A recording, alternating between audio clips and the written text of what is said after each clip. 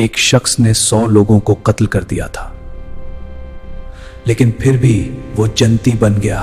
वो एक मशहूर इबादत गुजार के पास गया और पूछा, मैंने 99 लोगों को कत्ल किया है, क्या मेरी तौबा कबूल हो सकती है? नहीं, तुम्हारी तौबा कबूल नहीं हो सकती। ये सुनकर वो शख्स गुस्से में आगे आ गया।